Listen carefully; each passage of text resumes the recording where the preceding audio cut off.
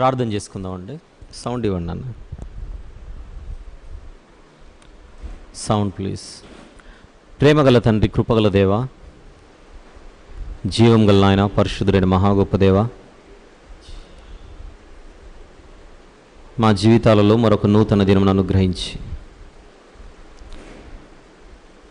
మా అందరి బ్రతుకుల కోసం మీరు రాయించినటువంటి చరిత్రలోని పాఠాలు మేము నేర్చుకున్నటకు మీరు ఇస్తున్నటువంటి సదావకాశమును బట్టి, మీరు ప్రసాదిస్తున్నటువంటి ఊపిరిని బట్టి స్తుతులు చెల్లిస్తున్నాము నాయన. మనసు పెట్టి మీ మాటలలోని పరమార్థమును మేము గ్రహించి మా వ్యక్తిగత, కుటుంబ, సంఘ, సామాజిక జీవితాలలో మీ వాక్యము ద్వారా మా దృష్టికి వచ్చే మా బలహీనతలు, మా దోషములు, మా అపరాధములు, వాటిని మేము గుర్తించి, గ్రహించి, వాటిని జయించి మీ కుమారుని రాకడలో పాత్రులుగా ఎంచబడుటకు, సరైన రీతిలో మా జీవితాన్ని మేము ముందుకు నడిపించుకొనుటకు, విత్తబడుతున్నటువంటి ప్రతి మాటను కూడా మేము సద్వినియోగపరుచుకొనుటకు మాకు శక్తిని ప్రసాదించమని, ఈ రాత్రి ధ్యానమును ఆశీర్వదించమని వేడుకొనుచు మీ ప్రియకుమారుడు, మా ప్రభు ప్రియ రక్షకుడైన యేసు స్వామి వారి పరిశుద్ధ నామములో ప్రార్థన సమర్పిస్తున్నాము తండ్రి. ఆమెన్. ప్రభునందు ప్రియులారా, ప్రభు పేరిట ప్రతి ఒక్కరికి పేరు పేరున వందనములు తెలియజేస్తున్నాను. సెల్ ఫోన్స్ అని సైలెంట్లో ఉంచుదాం. అందరికీ వందనములు తెలియజేస్తూ, అపరాధులైన అమ్మోనీయులు అనేటువంటి ఒక చారిత్రాత్మక విషయాన్ని ఈరోజు రెండవ భాగముగా మీ ముందుకు తీసుకొని రావటకు దేవుడిచ్చినటువంటి ఈ సమయమును బట్టి దేవుని స్తుతిస్తూ నేను ముందుకు ప్రయాణం చేస్తున్నాను. ఒక 2-3 రోజుల క్రితం, అనగా ఆదివారం రోజున దీనికి సంబంధించినటువంటి పరిచయ భాగాన్ని నేను ఇవ్వడం జరిగింది. అసలు ఈ అంశమును ప్రజల ముందుకు తీసుకొని వచ్చుటకు గల కారణం ఏంటి అని పరిచయం చేస్తూ, దేవుని గురించి సమాజం కానీ, లోకం కానీ సరైన అవగాహన లేకనే ఈ ప్రపంచంలో ఉన్న మనుషులందరూ కూడా ఎక్కువ శాతం వారి కాలాన్ని ముగించి వెళ్ళిపోతున్నారు. అవసరాలకు, ఆపదలకు పనికొచ్చేవాడే దేవుడు అని అనుకుంటున్నారే కానీ సర్వలోకాలను కలిగించిన సృష్టికర్త దేవుడు, కోటాను కోట్ల దేవదూతల చేత నిరంతరము కొనియాడబడుచున్న సర్వశక్తిమంతుడు దేవుడు, నిరంతరము మహారాజుగా, ఘనమైన రాజుగా, మహాగణుడిగా వర్ణించబడుతున్నవాడు నేను మాట్లాడుచున్న దేవుడు. లెక్కలేనన్ని సుగుణాలు కలిగినటువంటి సర్వసంపన్నుడు దేవుడు. ఎన్నో హోదాలు, ఎన్నో టైటిల్స్ కలిగినటువంటి వాడు. అందులో ఒకటి, ఆయన అందరికీ మహారాజై ఉండి సర్వలోక న్యాయాధిపతి అయి ఉన్నాడు ఆయన. అందుకోసమే పరిశుద్ధ గ్రంథంలో కనబడే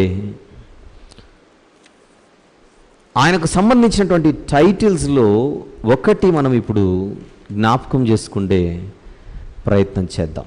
కీర్తనల గ్రంథంలో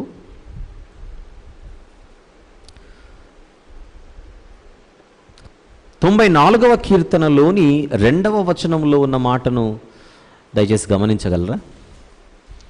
94వ కీర్తనలోని 2వ వచనం. దేవుని గురించి మాట్లాడొచ్చు కీర్తనాకారుడు. నీవు భూలోక న్యాయాధిపతివి అని అంటున్నాడు. చూడండి, ఎవరు దేవుడు? భూలోక న్యాయాధిపతి. పైన పైన కీర్తనలో 93వ కీర్తనలో మొదటి వచనం చూడండి. అక్కడ యెహోవా రాజ్యము చేయుచున్నాడు. రాజ్యము చేయుచున్న దేవుడు భూలోక న్యాయాధిపతి. అలా చూడాలి కదా దేవుణ్ణి? అలా చూడాలా లేదా చెప్పండి? కానీ అలా చూడట్లేదు. నోరుంది కదా అని ఎలా పడితే అలా మాట్లాడడానికి మనిషి సాహసం చేస్తున్నాడు. యోబు గ్రంథంలోని 34వ అధ్యాయం తీద్దాం. ఎలీహు అనేటువంటి ఒక జ్ఞాని మాట్లాడుచున్నాడు. 34వ అధ్యాయము యోబు గ్రంథంలో 23వ వచనము ఒకసారి చూద్దాం. 23. ఒకడు న్యాయ విమర్శలోనికి రాకముందు బహుకాలము అతనిని విచారణ చేయుట దేవునికి అగత్యము లేదు. నెక్స్ట్, విచారణ లేకుండానే బలవంతులను ఆయన నిర్మూలము చేయుచున్నాడు, వారి స్థానమున ఇతరులను నియమించుచున్నాడు. తీసేయడం, నియమించడం ఏంటిదంతా? ఆయనకున్నటువంటి సార్వభౌమాధికారం. ఇక్కడ నుంచి మనిషి కేక వేసి దిగిరా అనంటే పరిగెత్తుకుంటూ వస్తాడనుకోవడం దేవుని గురించి, అలా మనిషి భావించడం మనిషి యొక్క మూర్ఖత్వం అవుతుంది, అవగాహన లోపం అవుతుంది. అందుకోసమే తరచుగా చరిత్రలో దేవుని తీర్పులు అనేటువంటి ఒక అంశాన్ని తీసుకొని వచ్చి, ఈ చరిత్రలో దేవుడు ఎవరెవరికి, వారి వ్యక్తులు కానీ, జనాంగాలు కానీ, జాతులు కానీ ఆయన ఎలాంటి తీర్పులు తీర్చాడో చూద్దాము రండి అని ఆయన భయమును ప్రజలలో నింపుటకు ఒక చిన్న ప్రయత్నంగా చరిత్రలో దేవుని తీర్పులు అనేటువంటి ఒక అంశాన్ని మీ ముందుకు తీసుకొని రావడం జరుగుతోంది. అందులో భాగంగా ఇంతకు మునుపు మోయాబీల గురించి, అమోరీయుల గురించి, ఇంకా ఐగుప్తీయుల గురించి, ఇంకా వివిధ జనాంగాల గురించి మాట్లాడగా, అమ్మోనీయుల గురించి కూడా నేను కొన్ని సంవత్సరాల క్రితం మాట్లాడాను. కానీ అది రికార్డ్ అవ్వలేదు. అందుకే మరలా మాట్లాడాల్సి వస్తుంది. మెయిన్ టైటిల్ మీరు నోట్స్ రాసుకుంటూ ఉంటే చరిత్రలో దేవుని తీర్పులు అనుంచుకొని దానికి సబ్ టైటిల్గా అపరాధులైన అమ్మోనీయులు అని పెట్టుకొని రాసుకుంటే బాగుంటుంది. ఈ అమ్మోనీయులు అంటే ఎవరు? ఎవరి నుంచి వారు వచ్చారు? వారిని గూర్చి దేవుడిచ్చినటువంటి ఆజ్ఞలేంటి? దేవుడు సెలవిచ్చినటువంటి మాటలేంటి అని మొదటి భాగంలో ఇంట్రొడక్షన్గా కొన్ని విషయాలు మీకు ఇవ్వడం జరిగింది గత ఆదివారం రోజున. దాని కొనసాగింపు ఇప్పుడు. ఆ మొదటి భాగాన్ని ముగిస్తూ ఒక మాట చెప్పాను. నిజానికి దేవుడు అమ్మోనీయులపై తన చల్లని చూపునుంచాడు. లోతు సంతానమని వారి కోసం దేవుడు ఒక భూభాగాన్ని కేటాయించి, ఉప్పు సముద్రానికి, యోర్ధాను నదికి తూర్పు వైపునటువంటి భూభాగాన్ని లోతు సంతానములో 2 జనాంగాలుగా కంటికి కనిపించే మోయాబీలు కానీ లేదా అమ్మోనీయులు కానీ ఇరువురు, వాళ్ళిరువురికి ఆయన ఒక భూభాగాన్ని కేటాయించాడు. ఒక పోర్షన్ ఏమో అమ్మోనీయులకు, మరొక పోర్షన్ ఏమో మోయాబీయులకని మొదటి భాగంలో పరిచయంలో మ్యాప్లో కూడా చూపించాను, మన బైబిల్ తెరచి. దానంతటి నల్లనే మనసులో ఉంచుకొని ఆ మొదటి భాగపు ముగింపులో దేవుడు, నేను మాట్లాడిన మొదటి భాగపు ముగింపులో ఇశ్రాయేలీలు కనాను ప్రయాణంలో ఉండగా అమ్మోనీయుల దేశానికి సమీపాన వాళ్ళు ప్రయాణం చేసే సమయంలో ఆ అమ్మోనీయుల గురించి దేవుడు ఇశ్రాయేలీలకు ఇచ్చినటువంటి ఆజ్ఞ ఏంటో నేను మీ ముందు ప్రస్తావించి ముగించాను. అది ఒకసారి జ్ఞాపకం చేసుకొని ఒకసారి చదువుకొని దాని కొనసాగింపులోనికి మనం ప్రయాణం చేద్దాం. ద్వితీయోపదేశకాండము తీద్దాం, 2వ అధ్యాయం. ద్వితీయోపదేశకాండము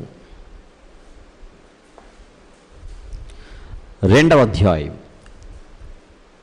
18 మరియు 19 వచనములు కలిసి ఉన్నాయి. చూద్దాం. 18 మరియు 19 వచనములు కలిసి ఉన్నాయి. అమ్మోనీయుల మార్గమున వెళ్ళునప్పుడు వారిని బాధింపవద్దు, వారితో యుద్ధము చేయవద్దు. ఏలయనగా లోతు సంతానమునకు దానిని నేను స్వాస్థ్యముగా ఇచ్చాను. ఎవరికి? అమ్మోనీయులకు. అమ్మోనీయులకు, లోతు సంతానమైన అమ్మోనీయులకు నేను ఒక భూభాగాన్ని ఇచ్చాను. అది వారికి దేశం. ఆ దేశములో నీకు స్వాస్థ్యము నీయను. ఎంత గొప్ప మాట! బైబిల్లో ఉన్న దేవుడు ఇశ్రాయేలీలకు మాత్రమే దేవుడు. ముఖ్యంగా పాత నిబంధనలో ఉన్న దేవుడు ఇశ్రాయేలీలకు మాత్రమే దేవుడు. ఆ ఇశ్రాయేలు దేశం అనేది ఈ భూమండలముపై ఒక చిన్న ప్రాంతం. ఆ చిన్న ప్రాంతానికి సంబంధించిన వారికి మాత్రమే బైబిల్లో ఉన్న దేవుడు దేవుడు అని అవగాహన లేని వారు మాట్లాడుతూ ఉంటారు. అసలు ఇశ్రాయేలీలకు కనాను దేశం ఇవ్వడం కంటే ముందే ఆయన లోతు సంతానానికి ఒక భూభాగాన్ని ఇచ్చాడు. భూమిని ఆయన ఇచ్చాడు. He was and he is and he will be the owner of this entire land. He is the land owner. This land belongs to him, not to anybody else. This is the truth and everyone has to accept it. మనము 100 గజాలు 2 గజాలు కొని, లేదా ఒక 2 ఎకరాలు కొని అక్కడ మనం బోర్డు పెట్టుకోవచ్చు, this land belongs to me అని, this land belongs to somebody అని. అసలు ఈ భూమి ఎవరిది? దేవునిది. మొదటి భాగం ముగిస్తూ చెప్పిన మాట ఏంటి? భూమిలో ఒక్కొక్క దేశానికి ఒక్కొక్క దేవుడు, ఒక్కొక్క ప్రాంతానికి ఒక్కొక్క ఓనరు, అట్లా ఉండడు. భూమిని మొత్తం కలిగించిన వాడే సృష్టికర్త. ఆ సృష్టికర్త మాత్రమే ఈ ల్యాండ్కి ఓనర్ అవుతాడు. ఏ భాగాన్ని ఎవరికి ఇవ్వాలో అది ఆయన డిసిషన్. నాకేమన్నాడు ద్వితీయోపదేశకాండంలో 2వ అధ్యాయంలో, నేను లోతు సంతానమునకు అది ఇచ్చి తిని స్వాస్థ్యముగా ఇచ్చాను, నేనిచ్చాను. అనేక సందర్భాలలో మనం లేవియాకాండంలో ఒక మాట మనం చదువుకుంటూ ఉంటాం. అది కూడా గుర్తు చేసుకుందాం ఈ సందర్భంగా. 25వ అధ్యాయము లేవియాకాండము, 25వ అధ్యాయము లేవియాకాండము 23వ వచనము చూద్దాం ఒక్కసారి. 23. భూమిని శాశ్వత విక్రయము చేయకూడదు. నెక్స్ట్ మాట, ఆ భూమి నాదే అన్నాడు దేవుడు. నాదే. మరి ప్రజలెవరు? మీరు నా యొద్ద కాపురమున్న పరదేశులు. పరదేశుల్లాగుంటే బాగుంటుంది. గీత దాటి ఎక్కువ మాట్లాడితే దేవుని గురించి అది మనిషికి మంచిది కాదు.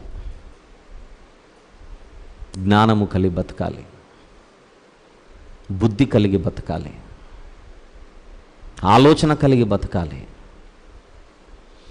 నేను పీల్చే గాలి ఎవరిస్తున్నారు, తాగే నీరు ఎవరిస్తున్నారు, తినే తిండి ఎవరు అనుగ్రహిస్తున్నారు, ఇవన్నీ ఆలోచించొద్దు.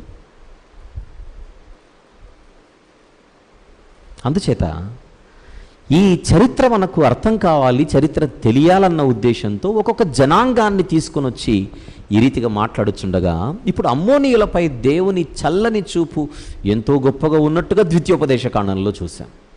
అలాంటి వారు ఎందుకు దేవుని తీర్పును ఎదుర్కోబోతున్నారు? వారు చేసిన తప్పులేంటి? మొదటి భాగంలో కొన్ని రెఫరెన్స్లు ఇచ్చాను. ఇర్మియా గ్రంథంలో అమ్మోనీయులను నేను శిక్షించబోచున్నానని దేవుడు చెప్పిన మాటలు. ఎందుకు అమ్మోనీయులను శిక్షించాలనుకుంటున్నాడు దేవుడు? అసలు ఇశ్రాయేలీయులను, అమ్మోనీయులను అసలు టచ్ చేయొద్దని చెప్పాడుగా. అలా వారిపై ఒక మంచి కనుదృష్టి, ఒక చల్లని చూపు నుంచిన దేవుడు ప్రారంభంలో, తర్వాత ఎందుకు వారికి విరోధయ్యాడు? అసలు అమ్మోనీయులను శిక్షిస్తానని దేవుడు ఎందుకు సెలవిచ్చాల్సి వచ్చింది? ఎందుకు నిర్ణయించుకోవాల్సి వచ్చింది? ఇవన్నీ చూస్తే ఒక్కసారి అమ్మోనీయుల చరిత్రను ఒకసారి మనం చదివేస్తే ఎంత బాగుంటుంది అన్న భావన మనకు కలగాలి. నిష్పక్షపాత ధోరణితో, ఒక న్యూట్రల్ స్టేట్ ఆఫ్ మైండ్తో మనం చదవగలిగితే బైబిల్ ఒక అద్భుతమైనటువంటి గ్రంథంగా కనబడుతుంది. అలా కాకుండా స్వార్థ ప్రయోజనాల కోసం ఏదో బురద చల్లాలనేటువంటి ఆలోచనతోనే బైబిల్ చదివితే అది ఖచ్చితంగా అపార్థము చేసుకునబడి అది స్వకీయ నాశనమునకు దారితీస్తుంది. ఆ తప్పు మనం ఎప్పుడు చేయకూడదు. భయముతో, భక్తితో, వినయ విధేయతలతో మన వాక్యంలోనికి ప్రవేశిద్దాం. ఇక నెమ్మదిగా ఈ రెండో భాగంలో దేవుని చల్లని చూపును పొందుకున్న అమ్మోనీయులు ఎందుకు ఆయనకు విరోధులయ్యారు అని మనము ప్రశ్న వేసి లోపలికి వెళితే, చరిత్రలో అమ్మోనీయులు ముఖ్యంగా దేవుని ఎడల లేదా దేవుని ఎదుట 7 ప్రధాన దోషములకు పాల్పడినట్టుగా, 7 అపరాధములు చేసినట్టుగా మనకు బయటపడుతుంది. కొద్ది రోజుల క్రితం మీరు యూట్యూబ్లో మన లైవ్ కార్యక్రమంలోనే మోయాబీల గురించి కూడా ఒక మాట విన్నారు. చరిత్రలో దేవుని తీర్పులు అనేటువంటి ఒక టైటిల్తో మాయలో మోయాబీయులు అనేటువంటి ఒక సబ్ టైటిల్ ఇచ్చి మీ ముందుకు తీసుకొని రావడం జరిగింది. మోయాబీలు కూడా చరిత్రలో 7 రకాల అపరాధాలు చేసి దేవుని ఎదుట వారు బలైపోయారు. ఈరోజు అమ్మోనీల గురించి మాట్లాడుకుంటున్నాం. వీళ్ళు కూడా 7 రకాల అపరాధములకు పాల్పడ్డారు. నోట్స్ రాసుకుంటుంటే అమ్మోనీయులు దేవునికి విరోధులు అవ్వడానికి, అమ్మోనీయులు దేవునికి శత్రువులు అవ్వడానికి, అమ్మోనీయులు దేవుని ఉగ్రతను కొని తెచ్చుకోవడానికి వారి చరిత్రలో వారు చేసినవి 7 తప్పులన్నమాట. అవి ఒక్కొక్కటి నేను వివరిస్తుండగా మనం వివేకము కలిగి ఒకవేళ అలాంటి లక్షణాలు, అలాంటి క్రియలు నా జీవితంలో ఏమైనా కనబడుతున్నాయేమో అని మనలను మనం పరిశీలించుకుంటూ, ఒకవేళ ఏవైనా కనబడుతున్నాయి అని అనిపిస్తే, మన మనస్సాక్షి చెబితే వెంటనే దాని విషయమై మనం కళ్ళు తెరుచుకొని ఆ బలహీనతలను సరిదిద్దుకొని దీపం ఉన్నప్పుడే ఇల్లు చక్కబెట్టుకుంటే మనకు మంచిది, మన ఆత్మకు మంచిది, మన భవిష్యత్తుకు మంచిది. ఇప్పుడు మొదటి అపరాధమును విందాం. జాగ్రత్తగా రాసుకుందాం. రాసుకునే వాళ్ళు కూడా మొదటి అపరాధము అని ముందుగా రాసుకోవాలి. చూద్దాం బైబిల్ తెరిచి ద్వితీయోపదేశకాండంలోనే వెళ్దామా? ద్వితీయోపదేశకాండములోనే 23వ అధ్యాయం తీద్దాం. ద్వితీయోపదేశకాండము 23వ అధ్యాయం. 2వ అధ్యాయంలో ఏం చదువుకున్నాం అది మనసులో పెట్టుకొని ఇక్కడికి వద్దాం. అమ్మోనీయులు లోతు సంతానము, వారికి నేను ఒక భూమిని ఇచ్చాను, వారి స్వాస్థ్యంలో ఎవరికి పాలు లేదు అని చాలా స్ట్రిక్ట్గా ఇశ్రాయేలీలకు కూడా చెప్పిన దేవుడు, అదే ఇశ్రాయేలీలకు ఇప్పుడు ద్వితీయోపదేశకాండం 23వ అధ్యాయంలో దయచేసి 3 మరియు 4 వచనములు రాసుకొని చదివే ప్రయత్నం చేద్దాం. Verse number 3 please. చూడండి. అమ్మోనీయుడే గాని, మోయాబీయుడే గాని యెహోవా సమాజములో చేరకూడదు, వారిలో 10వ తరము వారైనను ఎన్నడును యెహోవా సమాజములో చేరకూడదు. ఎందుకంత స్ట్రిక్ట్గా దేవుడు వార్నింగ్ ఇస్తున్నాడు ఇశ్రాయేలీలకు? అమ్మోనీయుడే గాని, మోయాబీయుడే గాని దేవుని సమాజములో చేరకూడదు. ఎందుకు? ఆ రీజన్ కింద 4వ వచనంలో కనబడుతోంది. చూద్దాం. 4 ఏలయనగా అంటే ఎందుకనగా మీరు ఐగుప్తులో నుండి వచ్చుచుండగా వారు అన్నపానములు తీసుకొని మిమ్మల్ని ఎదుర్కొన రాక నిన్ను శపించుటకు బహుమానమునిచ్చి నదుల యరాములోని పెతోరులో నుండి నీకు విరోధముగా బెయోరు కుమారుడైన బిలామును పిలిపించిరి. అమ్మోనీయులు చేసిన 7 రకాల అపరాధులలో మొదటి అపరాధమును గురించి నేను ప్రారంభించాను. మొదటి అపరాధమును గురించి మనం వింటున్నాం. ఏమిటది? ఏమిటి వీరి మొదటి అపరాధం? దేవుడు ఒక జనాంగానికి, ఒక దేశాన్ని వాగ్దానం చేశాడు, కనాను భూభాగం. ఆ వాగ్దాన దేశంలోనికి వీరిని చేర్చడానికి నడిపిస్తుండగా మోయాబీలతో కానీ లేదా ఎదోమీలతో కానీ కింద, లేదా ఇప్పుడు మనం మాట్లాడుకుంటున్న అమ్మోనీయులతో కానీ అసలు ఎవరితో కూడా మీరు యుద్ధము చేయవలసిన అవసరం లేదు. ఎవరెవరి స్వాస్థ్యాన్ని, ఎవరెవరి పోర్షన్ని వారికి నేను ఇచ్చేసాను ఆల్రెడీ అని వారి మానాన, వారి దారిన, వారి మార్గాన వారు ప్రయాణం చేస్తున్నారు. అడిగారు, ఎదోమీలను అడిగారు మీ దేశం కూడా ప్రయాణం చేయడానికి అనుమతినివ్వమని. మోయాబీలను అడిగారు ఇశ్రాయేలీలు, ఒప్పుకోలేదు. కానీ వాళ్ళంతకు వాళ్ళు కయ్యానికి కాలు ధ్రువి, అటు ఎదోమీలు కానీ ఇటు మోయాబీలు కానీ ఈరోజు మనం చదువుకుంటున్నటువంటి అమ్మోనీయులు కానీ వీళ్ళు చేసిన ఒక భయంకరమైన అపరాధం హేతువు లేకుండా నిష్కారణంగా దేవుడు ఒక జాతికి, ఒక జనాంగానికి ఒక దేశాన్ని ఇస్తుంటే చూసి ఓర్వలేకపోతున్నారు. గమనించండి. ఒకరు బాగుపడుతుంటే బాగుపడుతున్నటువంటి వారి నాశనాన్ని కోరుకుంటున్న అమ్మోనీయుల తత్వాన్ని మీరు చూడాలి జాగ్రత్తగా.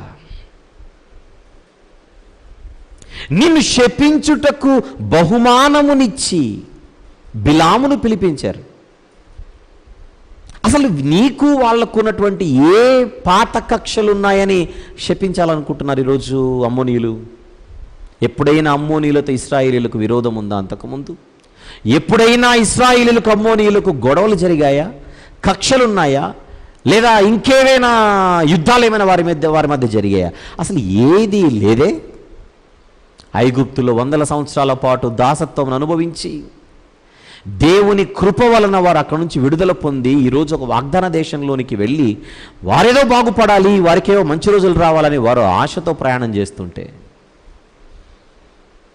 వీళ్ళు చేసిన అపరాధం ఎదుటివాడు బాగుపడుతుంటే చూసి తట్టుకోలేక వారు నాశనమైపోవాలని కోరుకోవడం. అది పిక్చర్. ఇది దేవునికి నచ్చలేదు. బిలామును పిలిపించడం, శపించమని కోరడం, ఇదంతా మనకు ఎక్కడ కనపడుతుంది? ఫర్ యువర్ రెఫరెన్స్ సంఖ్యాకాండములోని 22వ అధ్యాయము, 23వ అధ్యాయము, 24వ అధ్యాయము, ఈ 3 అధ్యాయాలు తర్వాత మీరు చదువుకోవాల్సిందిగా మనం చేస్తున్నాం. సంఖ్యాకాండంలో 22, 23, 24 అధ్యాయాలు. కానీ ఒక మాట, సంఖ్యాకాండంలోని 22, 23, 24 అధ్యాయాలు చదివితే అక్కడ మీరు మోయాబీలను మాత్రమే చూస్తారు. ప్రత్యక్షంగా స్క్రీన్పై, ప్రత్యక్షంగా తెర మీద కనబడేది ముఖ్యంగా మోయాబీలు మాత్రమే. కానీ వారి వెనకల తోకల్లాగా అమ్మోనీయులు కూడా ఉన్నారని ఇక్కడ మనకు క్లియర్ అయిపోతుంది. ఇదే తప్పు మోయాబీలు చేశారు, అదే తప్పు అమ్మోనీయులు చేస్తున్నారు. అందుకే వీరు దేవుని తీర్పులోనికి తీసుకొని రాబడుతున్నారు. ఒకరి నాశనాన్ని కోరుకోవడం ఎటువంటి పరిస్థితిలో దేవుడు నచ్చేది కానే కాదు. ఇది ఎదుటోడు పతనమైతే చూడాలని, ఎదుటోడు పడిపోతే చూడాలని ఈ కోరుకునే మనస్తత్వం దేవునికి అస్సలు నచ్చదు. దానివల్ల ఆయన తీసుకున్న డెసిషన్ ఏంటి? భవిష్యత్తులో మీ మధ్యలో ఈ జాతి వాళ్ళు ఎవరు నాకు కనపడకూడదని చెప్పాడు. అంత సీరియస్ అయిపోతున్నాడా? ఎందుకు? అది చాలా భయంకరమైన వైరస్ గనుక. హృదయములో పుట్టే వైరస్ అది. హృదయాన్ని పాడు చేసే వైరస్ అది. ఎదుటోడి పతనాన్ని కోరుకొని, ఎదుటోడి నాశనాన్ని కోరుకునేటువంటి ఆ యొక్క భయంకరమైనటువంటి దురాలోచన ఏదైతే ఉన్నదో అది కరోనా కంటే భయంకరమైన వైరస్. దీన్ని గ్రహింపగల వాడెవడు?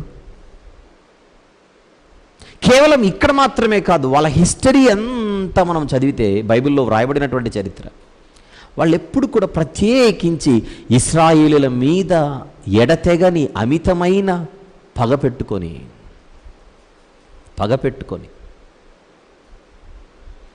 ఎప్పుడు వారు బాగుపడుతుంటే మాత్రం చూడలేని పరిస్థితులు వాళ్ళు కనబడుతుంటారు.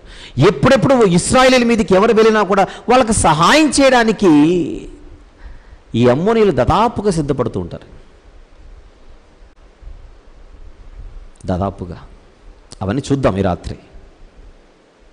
కానీ ఇక్కడ మనం మాట చూస్తున్నాం, ద్వితీయోపదేశకాండం 23:3లో అమ్మోనీయుడే కానీ మోయాబీయుడే కానీ దేవుని సమాజంలో చేరకూడదు. దేవుని సమాజంలో చేరకూడదంటే అసలు వాళ్ళతో మీరు ఎటువంటి బంధాలు బాంధవ్యాలు మీరు పెట్టుకోకూడదు. అయితే ఇది మోషే గారి కాలం. మోషే గారి కాలం అంటే క్రీస్తు పూర్వం సుమారు 1500 నుంచి 1400 సంవత్సరాల మధ్యలో. కానీ ఇది జరిగిన సుమారు 1000 సంవత్సరాల తర్వాత, రౌండ్ ఫిగర్ 1000 అంటున్నాను, సుమారు 1000 సంవత్సరాల తర్వాత ఇది జరిగిన ఈ ధర్మశాస్త్రంలో ఈ మాట వ్రాయబడిన సుమారు 1000 సంవత్సరాల తర్వాత నెహెమ్యా గారి కాలం వస్తుంది. యెరూషలేము పట్టణము చుట్టూ ప్రాకారము కట్టించడానికి యెరూషలేమునకు షూషను కోట నుండి నెహెమ్యా గారు వచ్చి ఆ ప్రాకారాన్ని కట్టించిన తర్వాత, ఆల్రెడీ దేవాలయం కట్టబడి ఉంటుంది యెరూషలేం పట్టణంలో, సెక్యూరిటీ కోసం చుట్టూ ప్రాకారాన్ని కట్టించిన తర్వాత ప్రజల బతుకులు కట్టడానికి ఇక సిద్ధపడి లేవీయులు లేదా యాజకులు, శాస్త్రి అయినటువంటి ఎజ్రా గారి నాయకత్వంలో వారికి వాక్యము నేర్పిస్తూ వారి బ్రతుకులు కట్టాలన్న ప్రయత్నం చేస్తున్నప్పుడు వారు ధర్మశాస్త్రాన్ని, ఇప్పుడు మనం మాట్లాడుకుంటున్నటువంటి పంచకాండాలను తెరచి చూస్తే ద్వితీయోపదేశకాండంలో ఇప్పుడు మనం చదువుకున్నటువంటి పోర్షన్ 23వ అధ్యాయము ద్వితీయోపదేశకాండం 3-4 వచనాలు ఏవైతే ఉన్నాయో ఈ మాటలు ఆ రోజు వాళ్ళ దృష్టిలో కనబడి, వారి కంటికి కనబడి, వెంటనే ఇవి చదివి వాళ్ళు ఏ నిర్ణయం తీసుకున్నారో నెహెమ్యా గారి కాలంలో జరిగిన ఒక సందర్భాన్ని మనం చూద్దాం. 13వ అధ్యాయము నెహెమ్యా గ్రంథం తీసి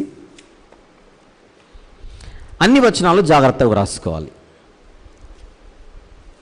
నెహెమ్యా గ్రంథము, కొంచెం సౌండ్ ఇవ్వండి అన్న నాకు.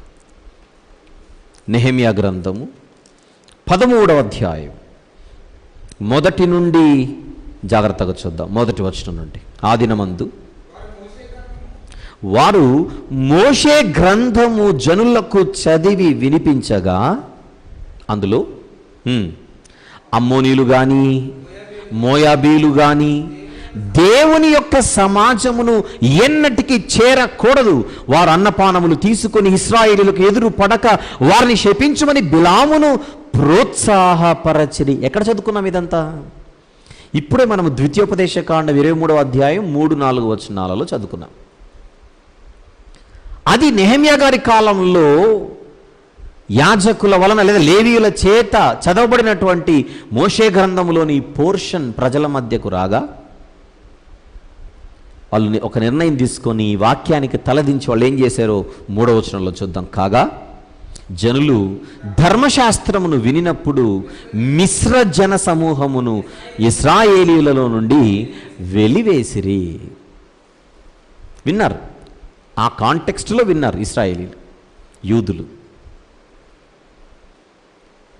దేవుని సమాజంలో ఎవరైతే కనబడకూడదో వారిని వెలివేశారు. అందరూ బాగానే ఉంది. విచిత్రం ఏంటంటే అది జరిగిన కొద్ది కాలానికే మరలా ఆ అమ్మోనీలతో వివాహ బంధాలు వారు పెట్టుకున్నట్టుగా బైబిల్ చెబుతోంది. అదే 13వ అధ్యాయంలో 23వ వచనం జాగ్రత్తగా చూద్దాం, చదవండి. 23వ వచనం చూస్తున్నారా? ఆ దినములలో అష్డోదు, అమ్మోను, చూస్తున్నారా పదం? అమ్మోను అండ్ మోయాబు సంబంధులైన స్త్రీలను వివాహము చేసుకుని కొందరు యూదులు నాకు కనబడిరి. ఏదైతే దేవుడు చేయొద్దని చెబుతున్నాడో అదే తప్పు ఇశ్రాయేలు చేస్తున్నారు. అందరిని వెలివేశారు, బాగానే ఉంది, కానీ మరలా పెళ్లి చేసుకోవడం, అమ్మోనీలతో బంధాలు పెంచుకోవడం. ఎజ్రా గ్రంథం 9వ అధ్యాయంలో కూడా ఇది కనపడుతుంది. ఎజ్రా గ్రంథం 9వ అధ్యాయంలో కూడా ఇది కనపడుతుంది. ఈ సంగతులు మొదటి వచనం నుంచి, ఈ సంగతులు సమాప్తమైన తర్వాత పెద్దలు నా యుద్ధకు వచ్చి ఇశ్రాయేలీయులను, యాజకులను, లేవీయులను ఏం చేశారు? వీళ్ళందరూ ఇశ్రాయేలీయులు అంటే కామన్ పీపుల్, యాజకులు అండ్ లేవీయులు వీళ్ళందరూ ఏం చేశారట? కనానీయులు, హిత్తీయులు, పెరిజ్జీయులు, యెబూసీయులు, నెక్స్ట్ మాట చదవండి, అమ్మోనీయులు, తర్వాత మోయాబీయులు, అమ్మోనీయులు, మోయాబీలు, ఐగుప్తీయులు, అమోరీలను దేశపు జనములలో నుండి తమ్మును తాము వేరుపరచుకొనక వారు చేయి అసహ్యమైన కార్యములు తామే చేయుచు వారి కుమార్తెలను పెండ్లి చేసుకొనుచు తమ కుమారులకును తీసుకొనుచు పరిశుద్ధ సంతతిగా ఉండవలసిన తాము ఆ దేశపు జనులతో కలుసుకొనిన వారైరి. అంటే ఇది ఇశ్రాయేలీయుల గురించి, యూదుల గురించి. వీళ్ళు దేవుని మాటను అతిక్రమించారని చెప్పడం కోసం మాత్రమే. కానీ ఇప్పుడు నా పాయింట్ అంతా కూడా మీరు కూడా అదే మైండ్లో ఉండాలి. అసలు అమ్మోనీయులు చేసిన తప్పేంటి? ఇది కేవలం ఒక రెఫరెన్స్కి మాత్రమే ఇచ్చారు. ద్వితీయోపదేశకాండం 23వ అధ్యాయం 3-4 వచనములు మరలా మరొక చోట కనబడుతున్నాయని చెప్పడం కోసం మాత్రమే నెహెమ్యా అండ్ ఎజ్రా గ్రంథాలలోని 1-2 పోర్షన్స్ మీకు చూపించే ప్రయత్నం చేశాను. కానీ మన మొదటి అపరాధం ఏంటి అమ్మోనీయులది అన్న క్వశ్చన్కి ఆన్సరే వారు ఒకరు బాగుంటే చూడలేకపోతున్నారు. ఇది ప్రధానంగా ఈ మొదటి అపరాధంగా అదే పాయింట్ని మీరు మైండ్లో పెట్టుకొని క్యారీ చేయాలి. ఒకరు బాగుపడుతుంటే చూడలేని పరిస్థితి అమ్మోనీయుల పరిస్థితి. అలా హిస్టరీలో ఎక్కడ ఏ అవకాశం దొరికినా కూడా ఇశ్రాయేలుల పతనాన్ని చూడడానికి కళ్ళు పెద్దవి చేసుకొని మళ్ళీ బయలుదేరారు వీళ్ళు అమ్మోనీయులు. కొన్ని ఇన్సిడెంట్స్ మీ దృష్టికి తీసుకొని వచ్చే ప్రయత్నం చేస్తారు. న్యాయాధిపతుల కాలమది, న్యాయాధిపతుల కాలమది. అక్కడికి వెళ్దాం. అక్కడికి వెళ్ళే ముందుగా ఇంకొక చిన్న మాట ఇక్కడ చెప్పి, అంటే ఎజ్రా నెహెమ్యా గ్రంథాలలో నేను చూపించిన ఈ సందర్భం ఏదైతే ఉందో దీనికి రిలేటెడ్గా ఇంకొకటి కూడా ఇక్కడ నేను అలా కోట్ చేసి నేను న్యాయాధిపతుల గ్రంథంలోనికి ప్రవేశించే ప్రయత్నం చేస్తాను. రాజైన సొలొమోను గారు ధర్మశాస్త్రంలో ఏం వ్రాయబడింది? వీళ్ళతో అసలు బంధాలే పెట్టుకోవద్దని చెప్పాడు కదా. అమ్మోనీయులతో ఎటువంటి బంధాలు, వారు సమాజంలో చేరకూడదు, అసలు ఇశ్రాయేలీల సమాజంలో వారు కనబడకూడదు అని స్ట్రిక్ట్గా చెప్పాడు. కానీ సొలొమోను అంతటి జ్ఞాని, ఆయన తన జీవితంలో బలహీనుడై అనేక మందిని ఆయన వివాహం చేసుకున్నాడు. ఆ వివాహం చేసుకున్న వారిలో అమ్మోను స్త్రీలు కూడా ఉండగా వాళ్ళు ఏం చేశారో సొలొమోను గారిని ఒకసారి చూసే ప్రయత్నం చేద్దాం. రాజుల మొదటి గ్రంథం తీద్దామా? రాజుల మొదటి గ్రంథం 11వ అధ్యాయం. ఇట్స్ ఓన్లీ ఫర్ రెఫరెన్స్, దాన్ని మనసులో ఉంచుకోండి. 4-7 వచనములు రాసుకోవాల్సింది మనవి. 4-7, కానీ 5వ వచనం చూసేద్దాం. సొలొమోను అష్తారోతు అను సీదోనీయుల దేవతను, నెక్స్ట్ మిల్కోము అను అమ్మోనీయుల హేయమైన దేవతను అనుసరించి నడిచెను. అంటే భార్యలు, ఆయన చేసుకున్నటువంటి భార్యలు ఆయన మనసును తిప్పారని పైన 4వ వచనంలో మీరు చూడవచ్చు. అందులో అమ్మోను స్త్రీ కూడా ఉన్నట్టుగా లేదా స్త్రీలు ఉన్నట్టుగా మనం అర్థం చేసుకోవాలి. 7వ వచనం, సొలొమోను కెమోషును మోయాబీయుల హేయమైన దేవతకును మొలెకు అను అమ్మోనీయుల హేయమైన దేవతకును యెరూషలేము ఎదుటనున్న కొండ మీద బలిపీఠములు కట్టించెను. అంటే అమ్మోనీయులకు దేవత ఉందని, ఆ దేవత పేరు మొలెకు అని, మొలెకు అనేటువంటి దేవతకు ఉన్నటువంటి మరొక పేరే మిల్కోము. సమాచారం కోసం ఇస్తున్నా. అమ్మోనీయులు తర్వాత కాలంలో ఒక దేవతను సృష్టించుకున్నారు. వారికి ఒక స్వాస్థ్యంగా ఒక దేశాన్ని వారికి ఇచ్చినటువంటి జీవము గల దేవునిని వారు ఎరుగక, గుర్తించక, వీరి తండ్రి అయినటువంటి లోతు గారు పూజించిన దేవుడు అని వారు అర్థం చేసుకోక అజ్ఞానులై వారే ఒక దేవతను సృష్టించుకొని, ముఖ్యంగా ఈ దేవతకు నరబలులు ఎక్కువగా ఇచ్చేవారు. నరబలి. ఆ దేవత పేరేంటి? అమ్మోనీయుల దేవత పేరేంటి? మొలెకు. మొలెకు అనేటువంటి దేవతకున్న మరొక పేరేంటి? మిల్కోము. విషయం ఏంటంటే, మిల్కోము అనే పదం కోసం అదే అధ్యాయంలోని 33వ వచనం కూడా మీరు చూడొచ్చు. అదే అధ్యాయంలోని 33వ వచనం. కానీ మిల్కోము అన్న పేరు మాత్రమే కాకుండా మల్కోము అని కూడా ఈ దేవతకు పేరుంది. అంటే ఒకే దేవత 3 పేర్లతో బైబిల్లో కనబడుతోంది. ఏమిటేమిటి?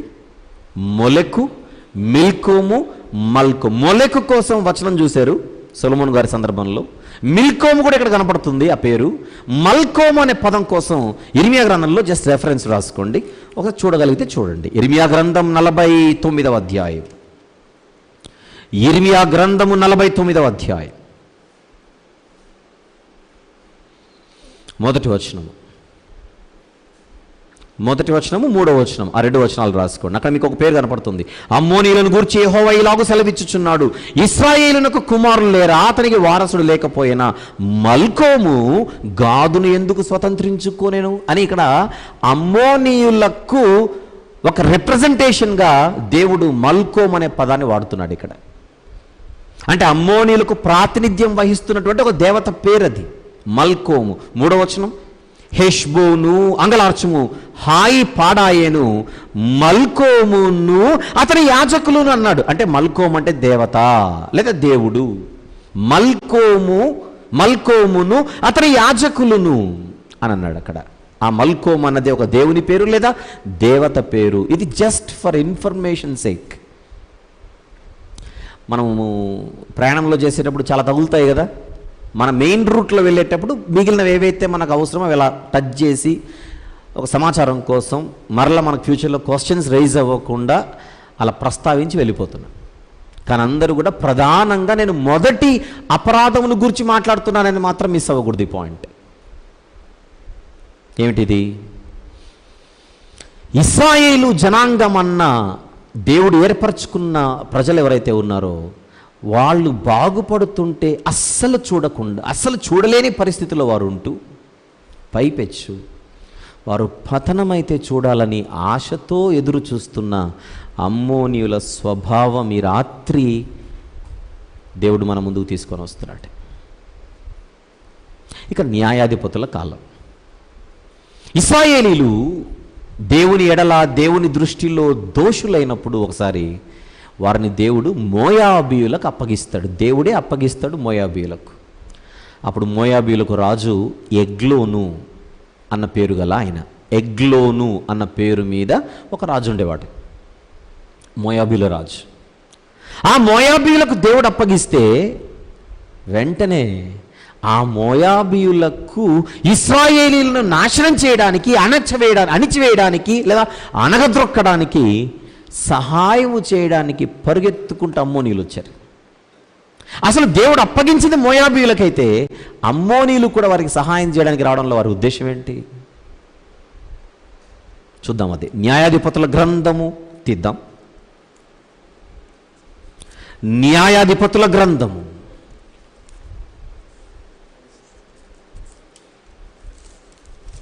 3వ అధ్యాయం 12-13 వచనములు చూద్దాం. 12-13 వచనములు చూద్దాం. ఇశ్రాయేలీలు మరలా యెహోవా దృష్టికి దోషులైరి గనుక, వారు యెహోవా దృష్టికి దోషులైనందున యెహోవా ఇశ్రాయేలీలతో యుద్ధము చేయుటకు మోయాబు రాజైన ఎగ్లోనును బలపరిచెను. ఆయన బలపరిచింది ఎగ్లోనును మాత్రమే, అప్పగించింది ఇశ్రాయేలీలు, అప్పగించబోచున్నది మోయాబీలకు మాత్రమే. కానీ 13వ వచనంలో అతడు అమ్మోనీయులను అమాలేకీయులను సమకూర్చుకొని పోయి ఇశ్రాయేలును ఓడగొట్టి ఖర్జూర చెట్ల పట్టణంను స్వాధీనపరుచుకొనెను. అసలు దేవుడు అనుమతినిచ్చింది, అవకాశం ఇచ్చింది మోయాబీయులకైతే సహాయం చేయడానికి ఎవరెవరు వచ్చేస్తున్నారు ఇక్కడ? అమ్మోనీయులు. అమాలేకీయుల గురించి మళ్ళీ మాట్లాడుకుందాం ఫ్యూచర్లో. ప్రజెంట్ మనం అమ్మోనీయుల గురించి మాట్లాడుతున్నాం కనుక. అంటే ఒకరు పతనమైతే చూడాలన్న కోరికే కాదు, అవసరమైతే సహాయం చేయడానికి కూడా పరుగులు ఎత్తుతున్నారు. చూడండి, ఇది దేవునికి నచ్చదు. ఇది దేవునికి నచ్చదు. అందుకే దేవుడు వారికి విరోధైపోయాడు. దేవుడు వారికి విరోధైపోయాడు. అక్కడ మోషే గారి కాలం, ద్వితీయోపదేశకాండం 23లో, లేదా సంఖ్యాకాండం 22, 23, 24 అధ్యాయాలలో. ఇక్కడ న్యాయాధిపతుల కాలం. కాలాలు మారుతున్న వీళ్ళ తత్వంలో మార్పు రావట్లేదు. చూడండి, మన పూర్వీకులు కొన్ని తప్పులు చేసే ఉంటారు. ఎలాగెలాగో మనకు కొన్ని విషయాలు తెలుస్తాయి. మన ముత్తాతలు చేసిన తప్పులు మన తాతలు చెబుతారు, మన తాతలు చేసిన తప్పులు మన తండ్రులు చెబుతారు, మన తండ్రులు చేసిన తప్పులు మన కళ్ళెదురుగా మనం చూసే ఉంటాం. జ్ఞానం గల వారు ఏం చేయాలి? అరే, ఆ తప్పులు మనం చేయకూడదురా అనుకోవాలి. అంతే కదా. ఆ తప్పులు మనం చేయకూడదురా అనుకోవాలి. మా ముత్తాత చేసిన తప్పు మా తాత చేశాడు, మా తాత చేసిన తప్పు మా అయ్య చేశాడు, వీళ్ళందరూ చేసిన తప్పులు నేనెందుకు చేయాలి? నో, దానికి నేను దూరంగా ఉండాలి. అనుకున్నోడు జ్ఞానం అవుతాడు, అనుకున్నవాడు బుద్ధిమంతుడు అవుతాడు. వీళ్ళలో మాత్రం మార్పు రావట్లా. ఓ మాట చెప్పంటారా? అంటే తెలిసింది ముందుగా నేను చెప్పేస్తే మైండ్లో ఒక పిక్చర్ మనకు వచ్చేస్తుందనే ఉద్దేశం. ఇందాక నేను నెహెమ్యా గారి కాలం గురించి నేను మాట్లాడాను. నెహెమ్యా గారు ఒక పెద్ద ఉద్యోగి, ఆయన చక్రవర్తి దగ్గర ఉద్యోగం ఆయనకు. అలాంటి ఆయన ప్రజలకు మంచి చేయడానికి, అది యెరూషలేము చుట్టూ ఒక ప్రాకారం కట్టిస్తే పట్టణం సెక్యూర్గా ఉంటుంది. ఆ పట్టణంలో అంతకు మునుపు కట్టబడినటువంటి దేవాలయం ఏదైతే ఉన్నదో అందులో దేవుని ఆరాధన కార్యక్రమాలు జరుగుతాయన్న ఒక మంచి సదుద్దేశంతో కోటను విడిచిపెట్టి చక్రవర్తి దగ్గర స్థానాన్ని తాత్కాలికంగా దాన్ని దూరం చేసుకొని వచ్చి ఆయన చక్కగా కొంతమందిని పోగు చేసుకొని ఆయన స్వజాతి వారికి మేలు చేయడానికి ఏం చేశాడు? ఆయన ప్రాకారము కట్టిస్తున్నాడు. ఆ ప్రాకారం కట్టించేటప్పుడు యెరూషలేములో ఉన్న వారికి మంచి జరగబోతోంది అన్న వార్త చుట్టుపక్కల ఉన్న వాళ్ళకు తెలిసిపోయింది. ఆ చుట్టుపక్కలున్న మిగిలిన జాతుల వాళ్ళకి తెలిసినప్పుడు వెంటనే ఎలాగైనా సరే ఇది జరగకుండా ఆపేయాలి, ఎలాగైనా సరే ఇది జరగకుండా ఆపేయాలి అని పెద్ద పెద్ద స్కెచ్లు వేసి, పథకాలు రూపొందించి, పన్నాగాలు రూపొందించి ఎలాగైనా సరే యెరూషలేము ప్రాకారము కట్టబడకూడదని ముఖ్య పాత్ర పోషించినటువంటి కొందరు వ్యక్తులు ముందు వరుసలో కనపడతారు. అందులో ఒక అతని పేరు సన్బల్లటు అయితే అతని పక్కనే ఒకడు ఉంటాడు. ఈ మనిషి పేరు టోబియా. నెహెమ్యా గ్రంథంలో ఈ పేర్లు మనకు తరచుగా కనపడుతుంటాయి, సన్బల్లటు, టోబియా అనే పేరు. ఈ టోబియా అన్నవాడు ఏ జాతి వాడో చూద్దాం ఒకసారి. నెహెమ్యా గ్రంథం, అతని పరిస్థితి, అతని మైండ్ లేదా మెంటాలిటీ ఎలా ఉందో ఒకసారి చూద్దాం. నెహెమ్యా గ్రంథం 2వ అధ్యాయము తీద్దాం. ముందుగా నెహెమ్యా గ్రంథము 2వ అధ్యాయం 10వ వచనం చూస్తే మీకు మ్యాటర్ అర్థమైపోతుంది, తత్వం ఏంటో. 10వ వచనం, హోరోనీయుడైన సన్బల్లటును, నెక్స్ట్ అమ్మోనీయుడైన టోబియాను దాసుడును. ఏం జరిగింది? ఇశ్రాయేలీలకు క్షేమము కలుగజేయు ఒకడు వచ్చేనని విని బహుగా దుఃఖపడిరి అనే మాట ఉంది చూడండి. ఇశ్రాయేలీలకు మంచి జరగబోతోంది, ఇశ్రాయేలీలకు క్షేమము జరగబోతోందన్న వార్త విని ఎంతో దుఃఖించారట. అసలు వాళ్ళకెవరికో మంచి జరిగితే మీకొచ్చిన నొప్పి ఏంటి? ఆ అపరాధం గురించి మనం మాట్లాడుతున్నాం ఈరోజు. దీని గురించి ఈరోజు మన మెయిన్ ఫోకస్. ఇశ్రాయేలీయులకు క్షేమము కలుగజేయు ఒకడు వచ్చేనని విని బహుగా దుఃఖపడిన వారిలో అమ్మోనీయుడైన టోబియా కనబడుతున్నాడు. ఒక్క వ్యక్తిని బట్టి మనం జాతినంతటిని ఈ రీతిగా మాట్లాడుకోవడం ఎంతవరకు న్యాయం మీరు అనొచ్చేమో. దాని గురించి కూడా ఇదే గ్రంథంలోనే మనకు ఆన్సర్ దొరికిపోతుంది. చూద్దాం నెమ్మదిగా. అదే 2వ అధ్యాయంలో 19వ వచనము చూద్దామా? 19వ వచనం, అయితే హోరోనీయుడైన సన్బల్లటును, అమ్మోనీయుడైన దాసుడగు టోబియాను వాడును, అరబీయుడైన గెషెమును ఆ మాట వినినప్పుడు మమ్మను హేళన చేసి మా పని తృణీకరించి, మీరు చేయు పని ఏమిటి? రాజు మీద తిరుగుబాటు చేయుదురా? అసలు రాజుగారి అనుమతి తీసుకొని నెహెమ్యా గారు వచ్చారు. రాజుగారు అనుమతి తీసుకొని వచ్చి ఇక్కడికి వస్తే ఇక్కడ వీళ్ళు సృష్టిస్తున్నటువంటి లేనిపోని క్రియేషన్ చూడండి ఎలా ఉందో. అంటే స్థానికంగా వీళ్లకు చుట్టుపక్కల ఉన్న వాళ్ళతో శత్రుత్వాన్ని పెంచడం కోసం లేనిపోని అపనిందలన్నీ వాళ్ళ మీద వేయడం. ఎందుకంటే చక్రవర్తితో అందరికీ యాక్సెస్ ఎక్కడ ఉంటుంది?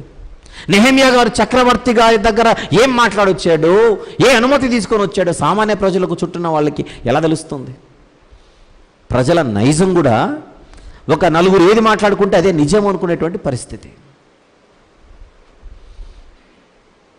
జరుగుతున్నటువంటి ఒక మంచి పనిని చెడగొట్టాలని కుట్ర పన్నుచున్నటువంటి కుట్రదారులలో మరొక ముఖ్య పాత్ర పోషిస్తున్నటువంటి వ్యక్తి టోబియా అనే ఒక అమ్మోనీయుడు. ప్రాకారం పూర్తయిపోతోంది.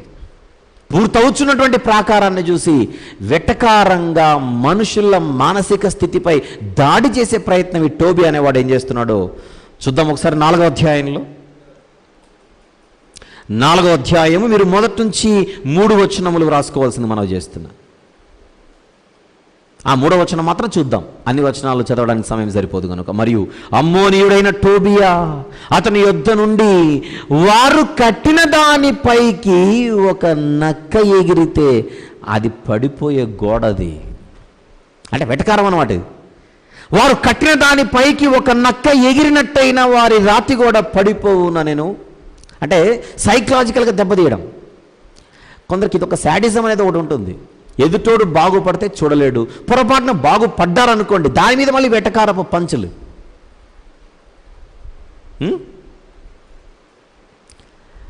అక్కసును వెళ్ళగక్కడం అంటారే అదే ఇది. అదొక తృప్తి, ఆ తృప్తితో బతికేయడం అంతే. ప్రాకారము ఆ గోడలు పూర్తవ్వడం అన్నది ఒక రకంగా వీళ్ళ ఓటమికి కారణం. అది వాళ్ళు ఓడిపోయారు. వారి కుట్రలని భగ్నమై ఆ సన్బలట్టు కానీ టోబియా కానీ ఆ గెషెము కానీ మన ఇంతకుముందు కనపడ్డాడు 19వ వచనంలో 2వ అధ్యాయంలో. అరబీయుడైన గెషెం వీళ్ళందరూ పన్నటువంటి కుట్రలన్నీ భగ్నమైపోయాయి. ఎక్కడో తప్పు జరిగింది, మేము ఇలా తొందరపడి ఉండకూడదు అని ఆలోచించకుండా మళ్ళీ దానిపైన మళ్ళీ అనవసరమైనటువంటి సెటారికల్ పంచెస్. సరే, ఒక వ్యక్తి గురించి ఇంతసేపు ఎందుకు, ఇప్పుడు జాతి గురించి మళ్ళీ మనం మాట్లాడుకుంటే అమ్మోనీల గురించి అదే 4వ అధ్యాయం 7వ వచనంలో ఏం జరుగుతుందో చూద్దాం. 7-8 వచనములు దయచేసి. అదే నెహెమ్యా గ్రంథం 4వ అధ్యాయంలోనే 7-8 వచనములు. సన్బల్లటును టోబియాయును అరబీయులను, టోబియా ఒక్క వ్యక్తి మాత్రమే కాదు, అమ్మోనీయులు అందరూ కూడా ఇప్పుడు ఏకమైపోతున్నారు. అమ్మోనీయులను అష్డోదీయులను యెరూషలేము యొక్క గోడలు కట్టబడేననియు బీటలన్నీయు కప్పబడేననియు వినినప్పుడు నెక్స్ట్ మాట, మిగుల కోపపడి. వీళ్ళకెందుకు కోపం? మీ ఊరు చుట్టూ గోడలు ఏమైనా కట్టుకున్నారా? మీ ఊరు దగ్గరకు వచ్చి మీ ఊరిని ఏమైనా నాశనం చేశారా? అసలు వాళ్ళ ఊరది, యూదుల పట్టణం అది, యూదులకు దేవుడిచ్చిన ప్రాంతం అది. ఆ ప్రాంతాన్ని వాళ్ళు ఏదో జాగ్రత్త పరచుకోవడం కోసం గోడలు కట్టుకుంటుంటే కోపపడినటువంటి వారిలో, దానిని జీర్ణించుకోలేని పరిస్థితులు ఉన్నటువంటి వారిలో ఎవరు కనపడుతున్నారు ఇక్కడ మనకు? అమ్మోనీయులు. మిగుల కోపపడి యెరూషలేము మీదికి యుద్ధమునకు వచ్చి పని ఆటంకపరచవలెనని వారందరూ కట్టి మమ్మును కలతపరిచారు. చూడండి, అక్కడెక్కడో బిలామును వాళ్ళు తీసుకొని వచ్చి శపించాలన్న పన్నాగము చేశారు కనుక అది ఎప్పుడో జరిగింది అనుకోవడానికి వీలు లేకుండా అప్పుడు అక్కడ ఏం జరిగిందో 1000 సంవత్సరాల తర్వాత మళ్ళీ అదే పరిస్థితి కనపడుతుంది. చూడండి, మారుతున్నది తరాలే కానీ తత్వాలు కాదు.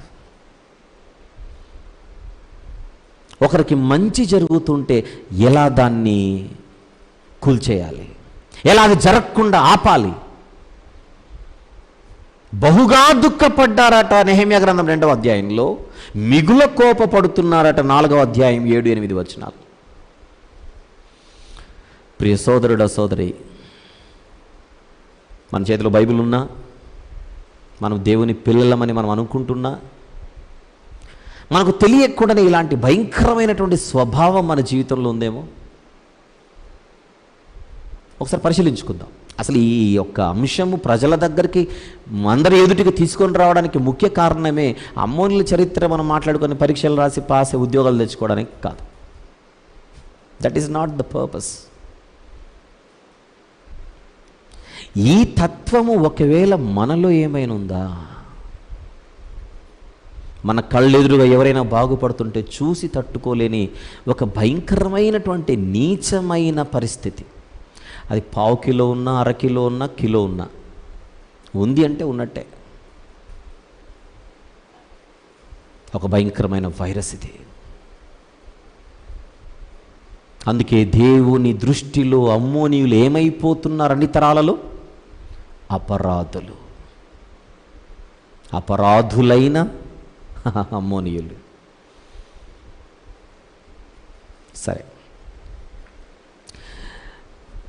త్వరగా అర్థం కావడం కోసం నెహెమ్యా గ్రంథం తెరిపించాను. కానీ దీనికంటే ముందు ఇంకొకటి జరిగింది, అది కూడా ఇక్కడ చెప్పాలి. దీనికంటే ముందు ఇంకొకటి జరిగింది. నెబుకద్నెజరు బబులోను చక్రవర్తి యూదులను చెరలోనికి తీసుకుని వెళ్ళడానికి యూదా దేశం మీద దాడి చేశాడు. అందరినీ తీసుకుని వెళ్ళి కొంతమందిని అక్కడ శేషంగా విడిచిపెట్టాడు. అర్థం చేసుకోవడానికి ప్రయత్నం చేద్దాం. నెహెమ్యా గారి కాలం కంటే ముందు జరిగిన మరొక హిస్టరీ మాట్లాడుతున్నా. యూదులను చెరపట్టుకొని వెళ్ళిపోవడానికి యూదా దేశము మీద నెబుకద్నెజరు చక్రవర్తి దాడి చేసినప్పుడు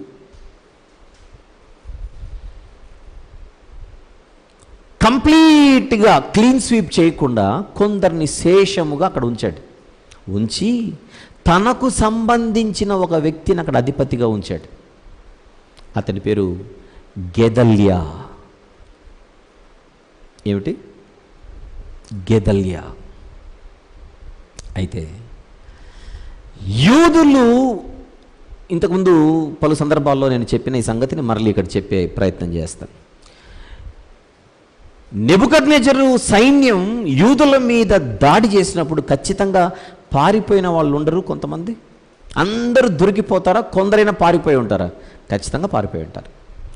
ఆ పారిపోయిన వారిలో కొందరు మోయాబు దేశంలోనికి, మరి కొందరు అమ్మోను దేశంలోనికి అలా వెళ్ళి తలదాచుకున్నారు. ఎదోము దేశంలోనికి అలా ప్రాణాలు అరచేతిలో పెట్టుకొని ఎక్కడ మనకు గూడు దొరికితే అక్కడికి వెళ్ళి తలదాచుకోవడం అనేది జనరల్గా అక్కడికి వెళ్ళి తలదాచుకోవడం. ఒక రకంగా చెబితే అమ్మోనీయులు పాపం ఈ యొక్క కాంటెక్స్ట్లో మాత్రం యూదులకు హెల్ప్ చేశారు తలదాచుకోవడానికి చోటిచ్చి. కానీ ఇక్కడ తలదాచుకున్నటువంటి యూదులు నెబుకద్నెజరు యూదుల మీద దాడిని ఆపేశాడు. కొంతమందిని శేషము అక్కడ ఉంచాడు. వారి మీద గెదల్యా అనేటువంటి ఒక వ్యక్తిని అధిపతిగా ఉంచాడు. మనం మరలా మన ప్రాంతానికి వెళ్ళిపోయి అక్కడ మనం బతకొచ్చని అనుకొని యూదులు వెళ్ళిపోతారు. ఇక్కడ తలదాచుకున్న వాళ్ళు అక్కడికి వెళ్ళిపోతారు. కానీ నెబుకద్నెజరు చక్రవర్తి యెరూషలేమును యూదయ ప్రాంతమును కంప్లీట్గా నాశనం చేస్తుంటే ఆనందించిన అమ్మోనీయులు ఇప్పుడు మరలా యెరూషలేముకు ఒక అధిపతి వచ్చాడు, ఒక అధిపతి నాయకత్వంలో మళ్ళీ ప్రజలు వారి జీవితాలు కట్టుకుంటున్నారు, నెమ్మదిగా పరిస్థితులు మళ్ళీ నెమ్మదిగా చక్కబడుతున్నాయి అన్న వార్త అమ్మోనీయులకు వస్తుంది. అప్పుడు అమ్మోనీయులకు ఒక రాజు ఉండేవాడు, బయలీసు అతని పేరు. అతని వార్త విని ఈ యెరూషలేము యూదయ ప్రాంతములో ఉన్నటువంటి యూదులకు ఈ అధిపతి గెదల్యా అనేటువంటి వ్యక్తి ఉన్నాడని ఈ ప్రజలందరూ కూడా పర్వాలేదు, నెబుకద్నెజరుతో డైరెక్ట్గా యాక్సెస్ ఉన్నటువంటి వ్యక్తి, చక్రవర్తి చేత నేరుగా అపాయింట్ చేయబడినటువంటి వ్యక్తి, if we go there we are safe అని యూదులు వెళ్ళడాన్ని బట్టి ఈ అమ్మోను రాజు కుట్ర పన్ని లేదా ఒక స్కెచ్ చేసి ఇష్మాయేలు అనేటువంటి వ్యక్తికి ఈ పని అప్పగిస్తాడు. ఏ పని? నువ్వు వెళ్ళి ఆ గెదల్యా అనేటువంటి అధిపతిని చంపేయాలి. ఆ గెదల్యా అనేటువంటి వ్యక్తి లేకపోతే మళ్ళీ చెదిరిపోతారు. ఆ ప్రజల చెదిరిపోవడమే నేను చూడాలి, ఆ ప్రాంతం అలా నాశనం అవడమే నేను చూడాలని ఈ అమ్మోను రాజు ఇష్మాయేలు అనేటువంటి ఒక వ్యక్తికి ప్రాజెక్ట్ అప్పగిస్తాడు. ఆ వ్యక్తి ఒక 10 మందిని పట్టుకొని బయలుదేరతాడు. ఎవరిని? యూదులకు అధిపతిగా నియమింపబడి ఇప్పుడు యూదులను చక్కగా చూసుకుంటున్నటువంటి గెదల్యా అనేటువంటి వ్యక్తిని చంపడానికి. ఒకే ఒక కారణం, ఆ గెదల్యా అనే వ్యక్తికి అమ్మోనీలకు అసలు ఏమాత్రము కక్షలు లేవు, గొడవలు లేవు. ఒకే ఒక కారణం, ఆ వ్యక్తి యూదులకు నాయకుడయ్యాడంతే. ఆ వ్యక్తి యూదుల జీవితాలను బాగుపరచడానికి నియమింపబడినటువంటి ఒక వ్యక్తి. అలాంటి వ్యక్తి బతికుండకూడదు. చూసారు ఎట్లుంది పరిస్థితి? అది చంపేయాలి. ఈ కుట్ర, ఈ పన్నాగం అక్కడున్నటువంటి కొంతమందికి, అంటే గెదల్యాకు దగ్గరకు ఉన్నటువంటి కొంతమందికి తెలిసి వాళ్ళు పాపం ఆ విషయాన్ని తీసుకొని వచ్చి గెదల్యాకు తీసుకొని వచ్చి ఇష్మాయేల్ అనేటువంటి వ్యక్తి అమ్మోను రాజు చేత పంపబడుతున్నాడు, నీ దగ్గర ఏదో మాట్లాడడానికి వస్తున్నట్టుగా, దయచేసి ఆ వ్యక్తిని నీ వరకు తీసుకొని, నీ వరకు అనుమతినివ్వకు రావడానికి, నీ చంపడానికి వస్తున్నారు అని అంటే ఈ గెదల్యా వాళ్ళు చెప్పినటువంటి మంచి విషయాన్ని వినక నమ్మక ఆ వ్యక్తిని పిలిపించుకుంటాడు. వాళ్ళు ఏం చేస్తారు? వచ్చి ఆ గెదల్యాతోనే కలిసి భోంచేసి అన్నం తిని చంపేస్తారు. అతనితో పాటు భోంచేసి తిన్న తర్వాత చంపేసి వెళ్ళిపోతారు. అంటే ఎంత భయంకరమైనటువంటి పరిస్థితి అమ్మోనీయులది దయచేసి ఇక్కడ మనం నోట్ చేసుకోవాలి. ఇదంతా మనకి ఎక్కడ కనపడుతుంది? ఇర్మియా గ్రంథం 40వ అధ్యాయము చూద్దాం కొన్ని వచనాలు. ఇర్మియా గ్రంథము 40వ అధ్యాయం తీద్దాం. అందులో మీరు 7వ వచనం నుండి చివరి వచనమైన 16వ వచనం వరకు రాసుకోండి. అవసరమైనవి మాత్రమే చూద్దాం. ఇర్మియా గ్రంథం 40వ అధ్యాయము 7 నుండి 16 వచనములు. అయ్యే 13 నుంచి చూద్దాం. 13 నుంచి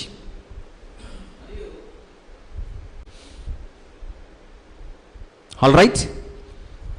13 నుంచి, మరియు కారేహ కుమారుడైన యోహానానును అచ్చటనున్న సేనల అధిపతులందరూ మిస్పాలోనున్న గెదల్యా యుద్ధకు వచ్చి నిన్ను చంపుటకు అమ్మోనీల రాజైన బయలీసు నెతన్యా కుమారుడైన ఇష్మాయేలును పంపెనని నీకు తెలియదా అని చెప్పిరి. అయితే అహీకాము కుమారుడైన గెదల్యా వారి మాట నమ్మలేదు. అప్పుడు యోహానా అనేటువంటి వ్యక్తి మిస్పాలో గెదల్యాతో రహస్యంగా ఇలా మాట్లాడుతున్నాడు. నీ యొద్దకు కూడి వచ్చిన యూదులందరూ చెదిరిపోవునట్లును. చూడండి అక్కడ మాట. What is the reason for this? ఆయన చెప్తున్నాడు, నీ యొద్దకు కూడి వచ్చిన యూదులందరూ చెదరిపోవునట్లును యూదా జనశేషము నశించునట్లును నెతన్యా కుమారుడైన ఇష్మాయేలు నిన్ను చంపనేలా. ఆల్రెడీ చెదిరిపోయిన వాళ్ళు మరలా కూడుకున్నారు. పై వచనాలు మీరు చదవాలి, పైన 12వ వచనం వరకు. అలా కూడుకున్నటువంటి వారు మరలా చెదిరిపోవాలి, వారు నాశనం అయిపోవాలి. ఎవరైతే జనశేషముగా ఉన్నారో, శేషింపబడిన వారు ఉన్నారో, దానికోసం ఇదంతా జరుగుతోంది. దయచేసి నన్ను వెళ్ళనివ్వు, ఎవరికి తెలియకుండా వాడిని చంపేస్తానన్నాడు. అందుకు అహీకాము కుమారుడైన గెదల్యా కారేహ కుమారుడైన యోహానానుతో ఇష్మాయేలును గూర్చి నీవు అబద్ధమాడుచున్నావు, నీవు ఆ కార్యము చేయకూడదనెను. చూస్తున్నారా? నమ్మలేదు పాపం. గెదల్యా చెప్పినటువంటి మంచి విషయాన్ని నమ్మకుండా కష్టాలు కొని తెచ్చుకుంటున్నాడు. 41వ అధ్యాయంలో మొదటి 3 వచనాలు ఖచ్చితంగా రాసుకుందాం. పక్క అధ్యాయం, నెక్స్ట్ అధ్యాయం ఏది? 41వ అధ్యాయం మొదటి 3 వచనములు. 7వ మాసమున ఎలీషామా మనుమడును నెతన్యా కుమారుడును రాజవంశస్థుడును రాజు యొక్క ప్రధానులలో ఒకడునగు ఇష్మాయేలను వాడును అతనితో 10 మంది మనుషులను మిస్పాలోనున్న అహీకాము కుమారుడైన గెదల్యా యొద్దకు వచ్చి అక్కడ అతనితో కూడా మిస్పాలో భోజనం చేసిరి. తిన్నారు కలిసి. తిన్న తర్వాత ఏం చేశారు చూడండి, 2వ వచనం. అప్పుడు అంటే తిన్న తర్వాత నెతన్యా కుమారుడైన ఇష్మాయేలు అతనితో కూడానున్న 10 మంది మనుషులను లేచి షాఫాను మనుమడును అహీకాము కుమారుడైన గెదల్యాను ఖడ్గము చేత హతము చేసిరి. అంటే ఎంత దుర్మార్గులు చూడండి. ఇక్కడ అల్టిమేట్గా యూదులకు మంచి జరిగితే అది మేము భరించలేము అన్న సిగ్నల్ మరొకసారి పంపుతున్నారు వీళ్ళు. బబులోను రాజు చూడండి, ఆ మాట ఎలా ఉంటుందో చివరి మాట వీలైతే అండర్లైన్ చేసుకోండి. బబులోను రాజు ఆ దేశము మీద అతనిని అధికారినిగా నియమించినందున అతనిని చంపి. ఇంకేం లేదు రీజన్ ఏమన్నా ఉందంటే ఏమీ లేదు. నువ్వు యూదులకు అధిపతి అయ్యావు, అది మాకు నచ్చలేదు. యూదులకు మంచి జరిగితే మేము చూడలేము. 3వ వచనం కూడా చూద్దాం. మరియు మిస్పాలో గెదల్యా యొద్ద ఉండిన యూదులనందరినీ అక్కడ దొరికిన యోధులకు కల్దీయులను ఇష్మాయేలు చంపెను.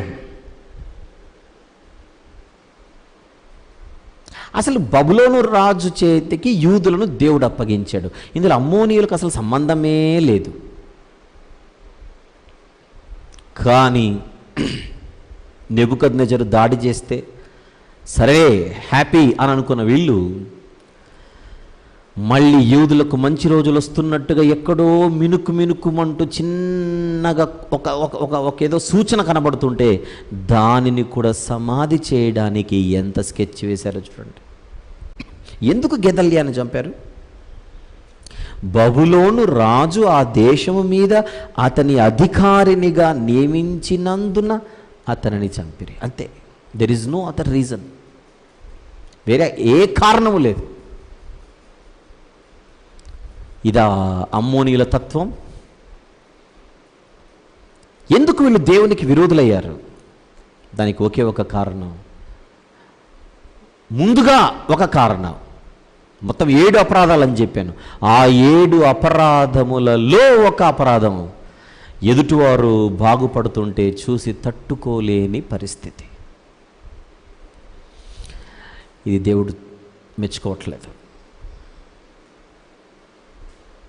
అన్ని తరాలలో దాదాపు ఇదే పరిస్థితి అమ్మోనీయులది కనబడుతుంది. మోషే గారి నుండి నెహెమ్యా కాలం వరకు.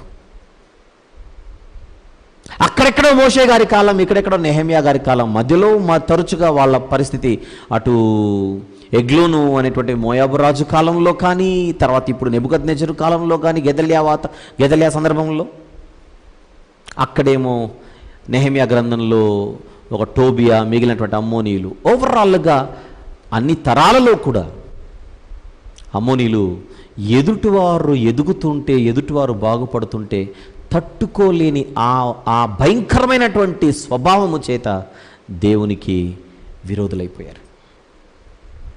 దేవునికి విరోధులైపోయారు.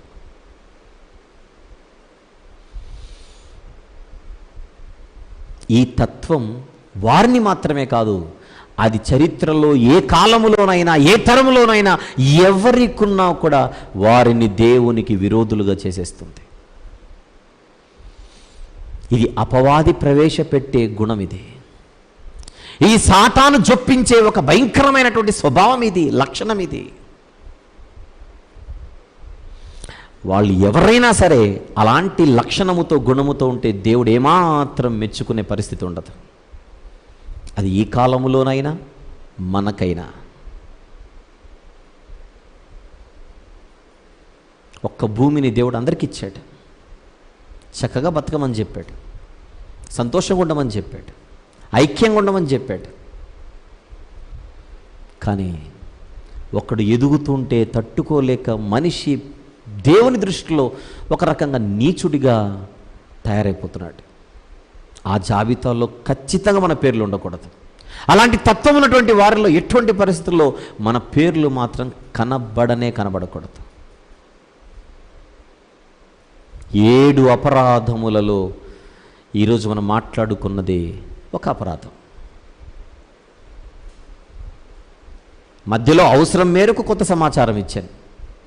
అది సొలొమోను గారి గురించి కానీ, లేదా నెహెమ్యా కాలంలో వీళ్ళు అమ్మోనీయులతో బంధాలు ఏర్పరచుకున్నారని కానీ. ఈవెన్ మనకు రెహబాం అనేటువంటి వ్యక్తి బైబిల్లో కనపడతాడు కదా. సొలొమోను గారి కుమారుడు రెహబాము యూదులకు రాజు అయ్యాడు. ఆ రెహబాము తల్లి అమ్మోనీయురాలు. సొలొమోను గారు చేసుకున్న భార్యలలో ఒక ఆవిడ పేరు నయమా. ఆవిడ అమ్మోనీయురాలు. ఆవిడకు పుట్టిన కొడుకే రెహబాం. ఎంత మూర్ఖంగా ప్రవర్తించి రెహబాము నాశనం అయిపోయాడు మనకు తెలుసు. రాజుల మొదటి గ్రంథం 14:21 మీరు జస్ట్ నా రెహబాము తల్లి అమ్మోనీయురాలు దానికోసం రాసుకుంటే సరిపోతుంది. రాజుల మొదటి గ్రంథం 14వ అధ్యాయము 21వ వచనము, అలాగే 31వ వచనం కూడా. రాజుల మొదటి గ్రంథం 14వ అధ్యాయము 21వ వచనము మరియు 31వ వచనం. ఆ 2 వచనాలలో మీకు రెహబాం అనే ఆ వ్యక్తి యొక్క తల్లి నయమా సొలొమోను భార్య అమ్మోనీయురాలుగా కనబడుతుంది. ఓవరాల్గా ఇవన్నీ మనము ఇన్ఫర్మేషన్ వరకు మాత్రమే తీసుకొని అసలు పాయింట్ మాత్రం మిస్ అవ్వకుండా మనం రిజిస్టర్ చేసుకోవాలి. అమ్మోనీయులు చేసిన అపరాధములలో ఇది ముందు వరుసలో ఉందా? ఎస్. సులువుగా చిక్కులు పెట్టే పాపాలలో ఇది చాలా భయంకరమైనటువంటి పాపంగా మనము పరిగణించక తప్పదు. చరిత్రలో దేవుని తీర్పులు, న్యాయవంతుడైన దేవుడు, నీతిమంతుడైన దేవుడు, ధర్మానికి కేర్ ఆఫ్ అడ్రస్ అయినటువంటి దేవుడు ఒకప్పుడు లోతు సంతానానికి ఒక స్వాస్థ్యంగా దేశాన్ని ఇచ్చి చక్కగా బతకండి నాయన అని చెబితే మూర్ఖంగా దేవుని ఉగ్రతను ఎలా కొని తెచ్చుకుంటున్నారో ఒక్కసారి మీరు గమనించండి. వారిని మాత్రమే కాదు, దేవుడు అందరికీ ఉపకారి అని బైబిల్లో ఉంటుంది. అందరికీ ఉపకారం చేసేవాడు. ఆ ఉపకారి యొక్క ప్రేమ, ఆ ఉపకారి యొక్క చల్లని చూపు మనం అనుభవిస్తూ కృతజ్ఞులుగా బతకాలి తప్ప చేతులారా ఆయనకు ఉగ్రత రేపి ఆయన యొక్క భయంకరమైనటువంటి మహోగ్రతను మన మీదికి తెచ్చుకునే సాహసం ఏ కోణంలో కూడా మనం చేయడం ఎప్పుడు మంచిది కాదు. అలాంటి హెచ్చరికలతో కూడుకున్నటువంటి చరిత్ర ఈరోజు ఈ గ్రంథంలో దేవుడు రాయించి మన కోసం సిద్ధపరిచి మన వరకు తీసుకొని వచ్చాడు. జ్ఞానవంతులముగా, బుద్ధిమంతులుగా దీనిని చదివి నేర్చుకొని మన బలహీనతలను గుర్తిరిగి వాటిని జయించే ప్రయత్నం చేస్తే ధన్యులమవుతాం. 2000 సంవత్సరాల క్రితం యేసుప్రభు ఈ లోకానికి వచ్చి ఇలాంటి అపరాధాలలో ఉన్నటువంటి వారిని బయటికి తీసుకొని రావడానికి, ఈ సమాజ శ్రేయస్సు కోసం ఆయన చేసినటువంటి బోధలు ఎన్నో. ఆయన బోధనా సారాంశములలో ఒక సారాంశమే ఎదుటోడు బాగుపడుతుంటే నువ్వు తట్టుకోలేని పరిస్థితుల్లో ఉండకూడదని కొట్టొచ్చినట్టు ఆయన మాటల్లో కనబడుతుంటుంది. అలాంటిది ఏమాత్రం మంచిది కాదు. మంచిది కాదు. అయ్యా, నీ పేరట ఒకడు దయ్యములను వెళ్ళగొట్టుచుంటే మేము అతను ఆటంకపరిచామని గొప్పగా చెప్పారు వచ్చి శిష్యులు. మనకు విరోధి కానివాడు ఎప్పుడు మనవాడే. అతన్ని చూసి వీరు తట్టుకోలేకపోవడం ఏంటి? జబదయి కుమారులు వచ్చి తల్లిని తీసుకొని వచ్చి ఒక పిటిషన్ పెడితే మిగిలిన 10 మందికి కోపం వచ్చిందట. వీళ్ళకెందుకు కోపం? పొరపాటున ఆయన కుడివైపున ఒకనికి, ఎడం వైపున ఒకనికి స్థానం ఇచ్చేసి ఆమెను అనేస్తాడేమో, అది ఇలా బాధ. వెంటనే సరిచేశాడు. అలా మనం లోపలికి వెళ్ళి చూస్తే దాన్ని తీవ్రంగా ఖండించి ఎదుటివారి శ్రేయస్సును మాత్రమే కోరుకోమని చెప్పిన బోధలు మనకు బైబిల్లో కనబడతాయి. ఆ మాటలకు తలదించి భయపడి భక్తిని పెంచుకుంటూ భక్తిహీనతకు నిదర్శనమైనటువంటి తత్వానికి స్వస్తి చెప్పి ఒకవేళ ఉంటే దేవుని ఎదుట మరింత మెరుగైన స్థితిలో కనబడడానికి మనం ప్రయాణం చేయాలి. అపరాధులైన అమ్మోనీయులు అనేటువంటి ఈ పాఠంలో చరిత్రలో దేవుని తీర్పులు అనేటువంటి మెయిన్ టైటిల్ కింద అపరాధులైన అమ్మోనీయులు అనేటువంటి సబ్ టైటిల్తో వివరించబడుతున్నటువంటి ఈ యొక్క అంశంలో ఇది 2వ భాగం. దీని కొనసాగింపు రేపు రాత్రి అమ్మోనీయులు చేసినటువంటి మిగిలినటువంటి అపరాధాలు ఏంటో రేపు మరికొన్ని మాట్లాడుకోవడానికి సమయాన్ని తీసుకుందాం. దేవుడు ఆ రీతిగా మనల్ని నడిపించి మనల్ని ఇంకనూ గొప్పగా బలపరచాలని ఆశపడుతూ ఈ రాత్రి ఈ సందేశాన్ని ఇక్కడితో ముగిస్తున్నాను. నేను ప్రార్థన చేసే ముందుగా ఎందుకు తలలు దించి ప్రతి ఒక్కరు కూడా 1 నిమిషం పాటు కుదిరితే మోకరిల్లి ఎందుకు మనం ప్రార్థనలో గడపకూడదు?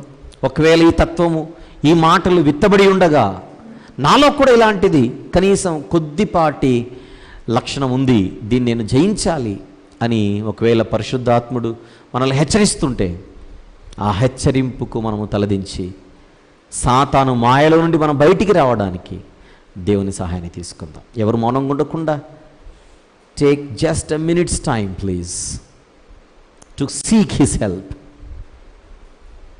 that we may overcome this weakness in our lives.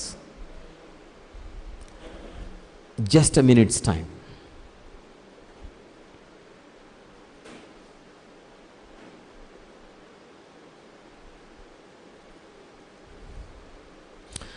ప్రతి ఒక్కరూ కూడా తలలు దించి కళ్ళు మూసుకొని, దేవా, అమ్మోనీయులను మీరు శిక్షించడానికి ఉన్నటువంటి కారణాలలో ఒక కారణాన్ని ఈరోజు మేము నేర్చుకొని ఉన్నాం. ఎదుటివారి పతనాన్ని కోరుకునేటువంటి తత్వం, ఎదుటివారి నాశనాన్ని కోరుకునేటువంటి తత్వం నాలో మాలో ఎవరిలో ఉండకుండా, ప్రత్యేకించి వ్యక్తిగతంగా నాలో ఉండకుండా నాకు సహాయం చేయమని ప్రతి ఒక్కరు కూడా ఒక్క అర నిమిషం పాటు దేవుని సహాయాన్ని తీసుకోవలసిందిగా మనవి చేస్తున్నాను.